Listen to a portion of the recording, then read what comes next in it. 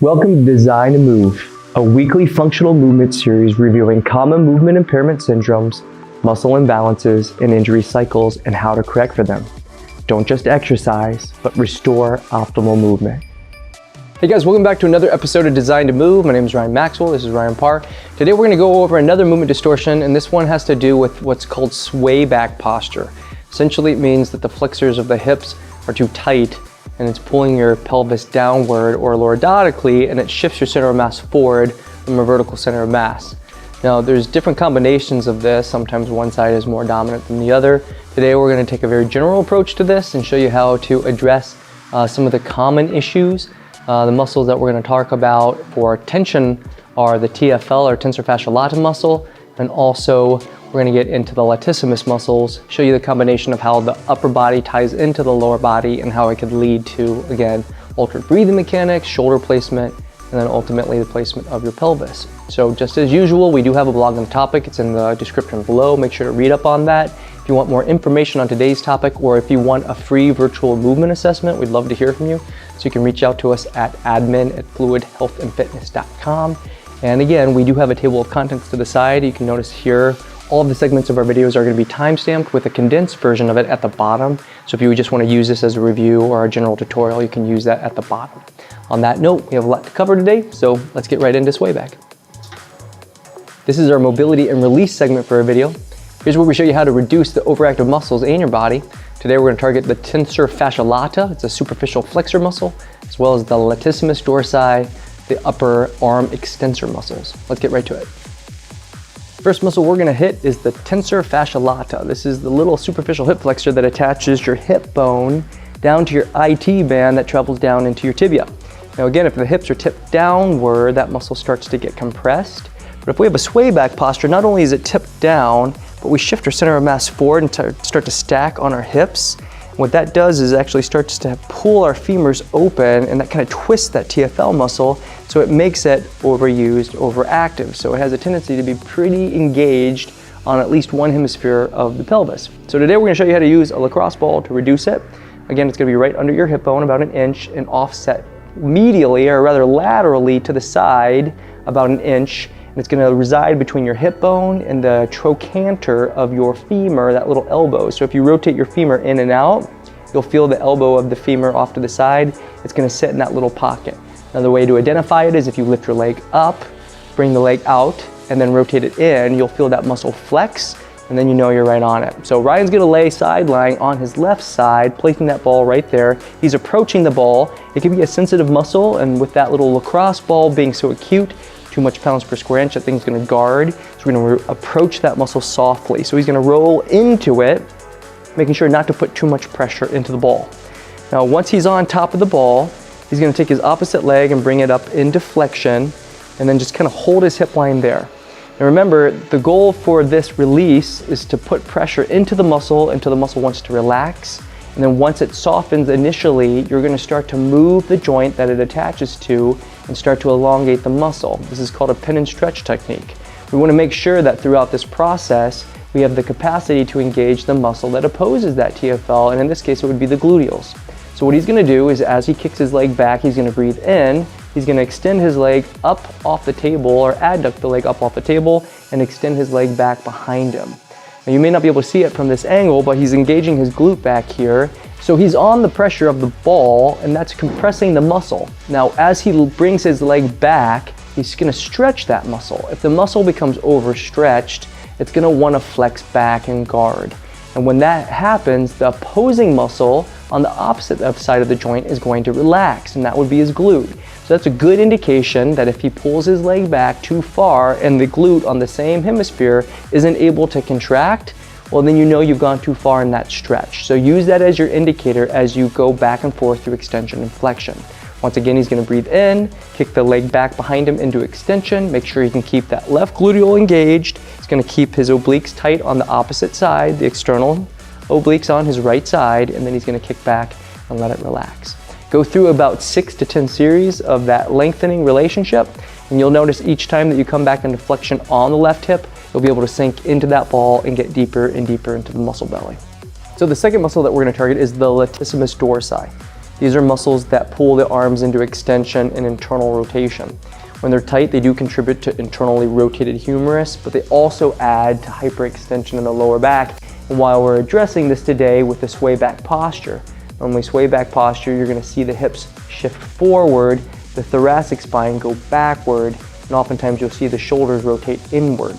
Now, if that happens, again, it's going to alter the shoulder blade positioning, the humeral positioning, and can lead to acromial impingement. So we want to reduce this for the shoulder health, but also for the reestablishing of the neutral alignment for the pelvis. Okay, so Ryan's going to do that today by using a foam roller. He's going to rotate on his thorax towards the roller, but he's going to offset the roller behind him. That way he has clearance for his arm to come up and down. Now, again, the arm would go up into flexion to stretch the lat. And when he does that, he's going to bring the arm up, he's going to internally rotate the humerus, and he's going to draw it up into flexion and bring it up closer towards his temple. As he does that, it's going to make the back want to go into extension, because if it's too tight and he's compressing it by sliding it under the pressure of the roller, it might make the back start to arch. So we want to avoid that. So he's going to breathe in as he lifts the arm up, and then he's going to relax, breathe out, and bring the arm back down towards his hip. Now we can go through multiple sequences of this. The arm would be up into flexion. As the arm comes up, he's going to clench his glute on the same side. He's on the left side. Then you can see how these relationships play into that TFL relationship. Okay, he would be in mid-stance facing gait. His glute would contract. His arm would go up in front of him as his body goes forward into that gait or ambulation.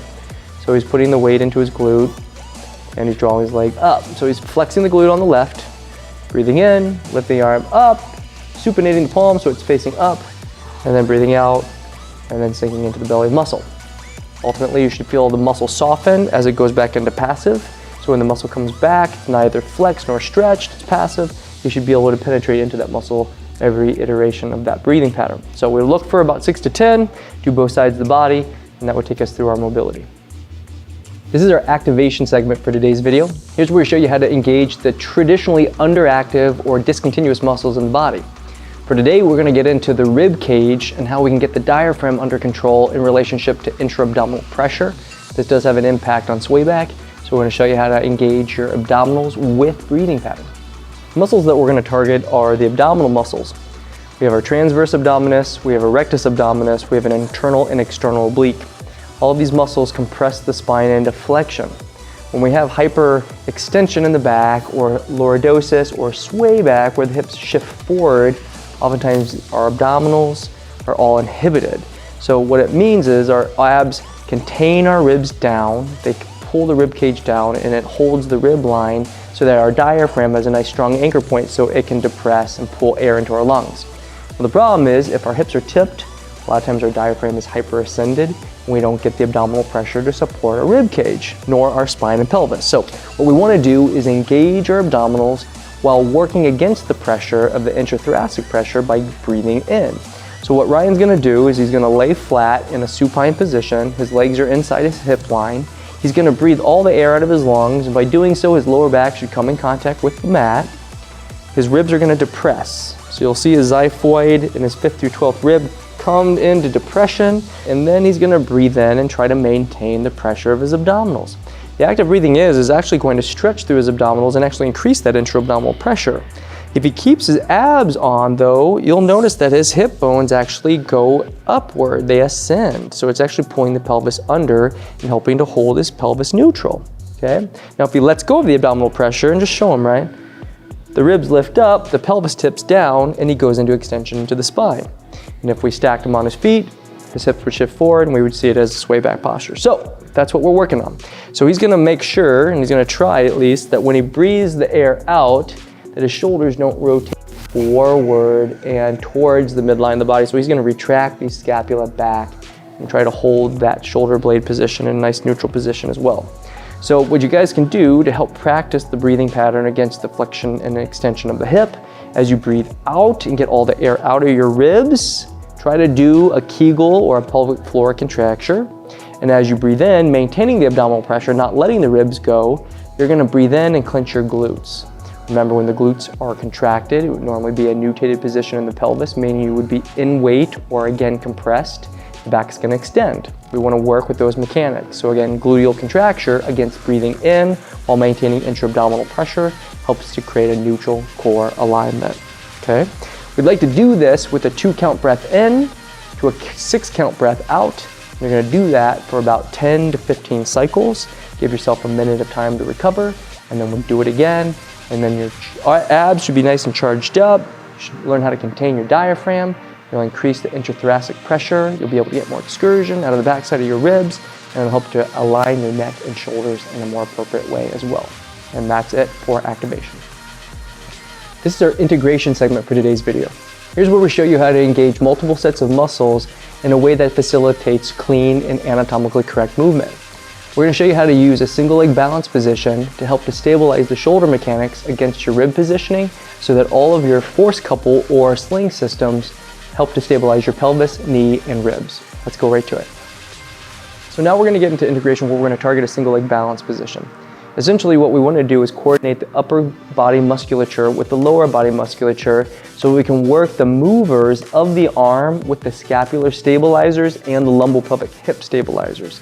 Basically what this means is the adjoining segments like the pelvis and the shoulder blade that attach the arm to the ribs or the femur to the spine are actually going to be stable enough to be able to move through space without seeing accessory motion. So Ryan's going to do that with a band. And now that we've reduced the lat, we can see about getting that shoulder blade back into a nice fixed position without excess internal rotation of the humerus. So he's going to balance on his left leg.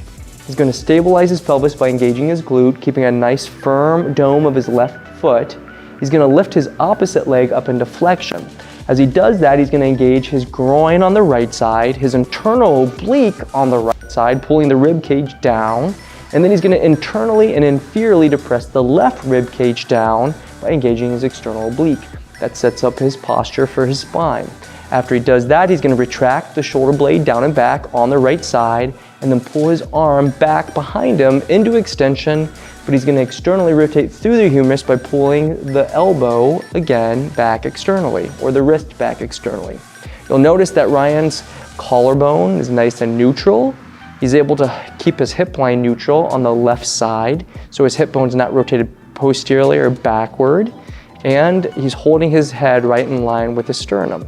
Now he's gonna again breathe out slowly and let that body unravel, letting his rib cage drift back on the left side externally and his pelvis let go externally at the same time. So he's gonna do that again, dome the foot, clench the glute, stabilize the pelvis, retract the shoulder, depress the shoulder, rotate through the ribs, pull the arm back, push through, get nice internal tension of the oblique on the left side, dropping that left shoulder, dropping that right shoulder, holding his ribs, and then breathing out slowly, slowly, stretching that diaphragm and engaging his abdominals like we did on our activation. So he did a great example. Now remember, as we're doing this, we don't want the braced leg to kick back.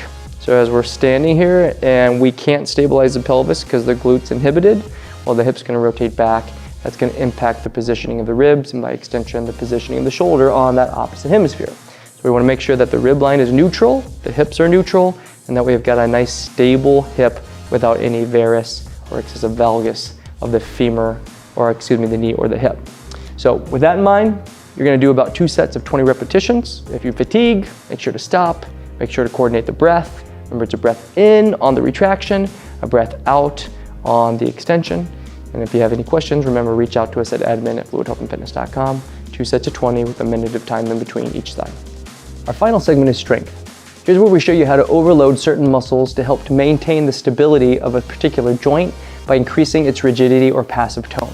Today we're going to show you how to engage your abdominals and your gluteals to help maintain a neutral pelvic alignment so that you can again reduce that sway back posture. Let's get to it.